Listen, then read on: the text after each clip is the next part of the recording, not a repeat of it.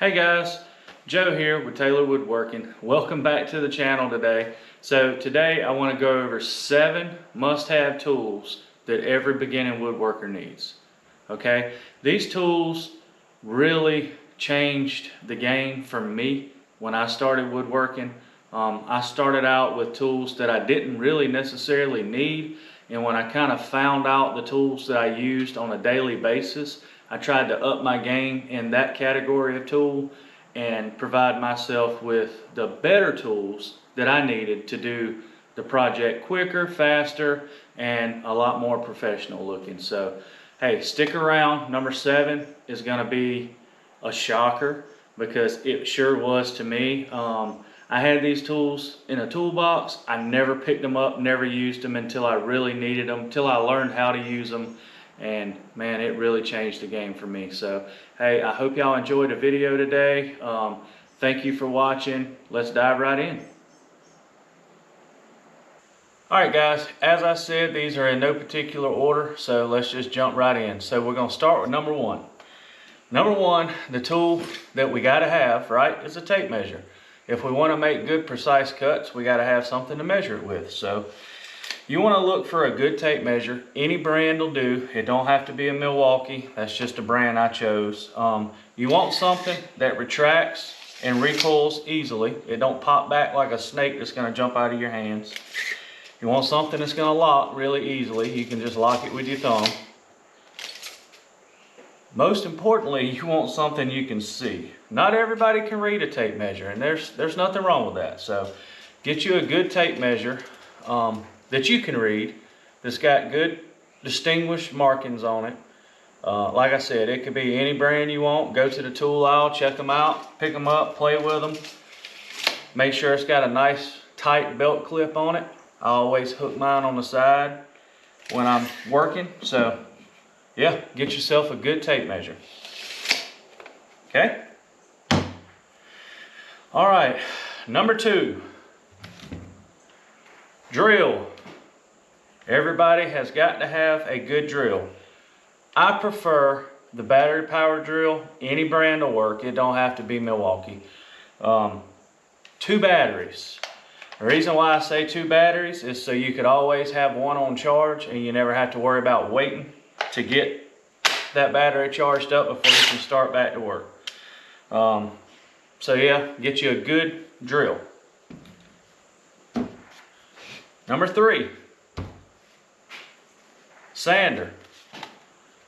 Everybody needs a good sander. Like I said, I prefer the battery powered stuff. I'm looking at picking up a corded sander so I can just have it on my big jobs when I'm trying to sand off like fence pickets or rough cut lumber or something like that. I may look at investing into a powered corded sander. So either way you choose there is fine, but get you a good sander because you need to sand down your work. You know, a sanded job is a better job. So that's number 3. Number 4, clamps.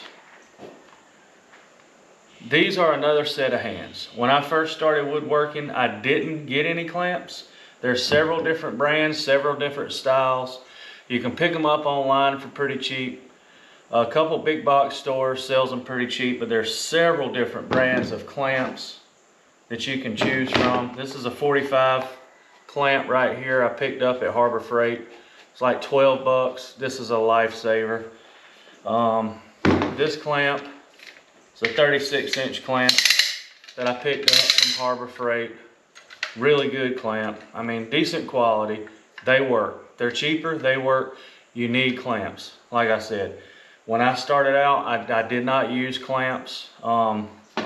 For instance, if I'm trying to glue up panels, if I've got some panels here that I want to glue up and I need to put a side on it, if I'm trying with my hands, you know, I would hold it.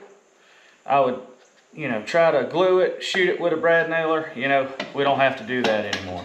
We can stick it right here in the clamp, lock it down on there, glue it, nail it, we're done. So a good set of clamps will save you a lot of time.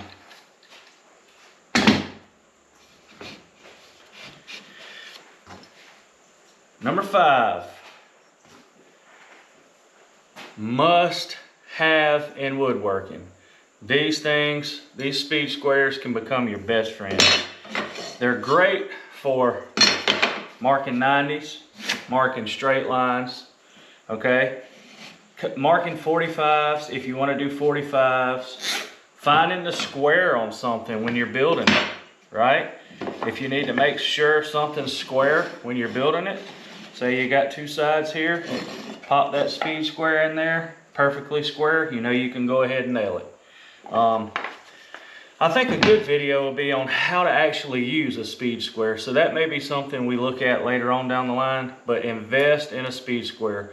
Again, it doesn't matter what brand. I've probably got a dozen of these laying around, all different brands, from the $2 speed squares all the way up to the $30 or $40 speed squares.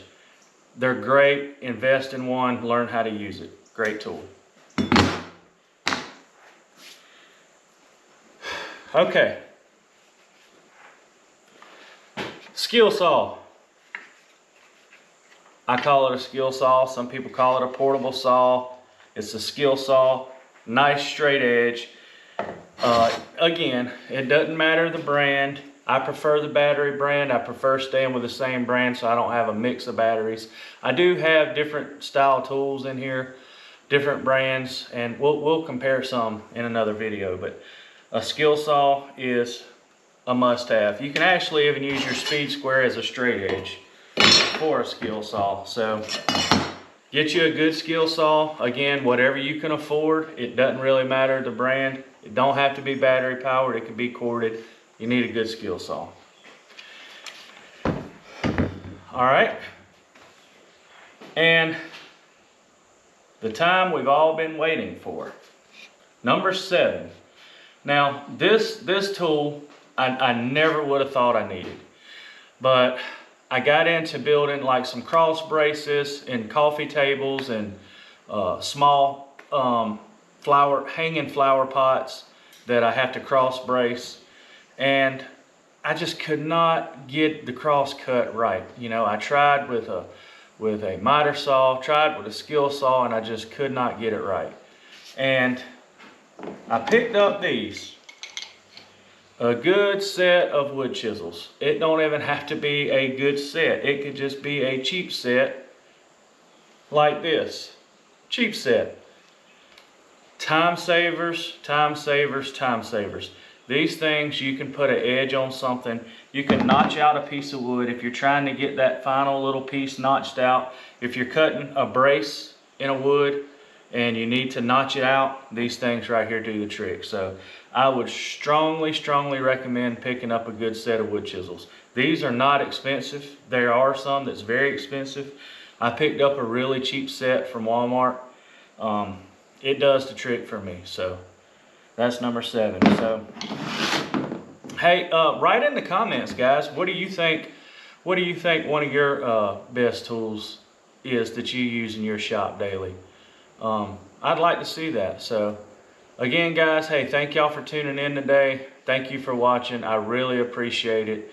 I'm trying to get a lot better with these videos, and I'm gonna try to keep them coming because I am passionate about this. So thank y'all guys for watching. I really appreciate it. Hey, hit that like and subscribe. Leave me a comment. Tell me what I can do better. Tell me a tool that you like in your shop. Let's communicate. Let's talk. Hey, y'all have a great weekend. I look forward to seeing y'all in the next video. Thank you for watching my channel, Taylor Woodworking. Have a blessed day.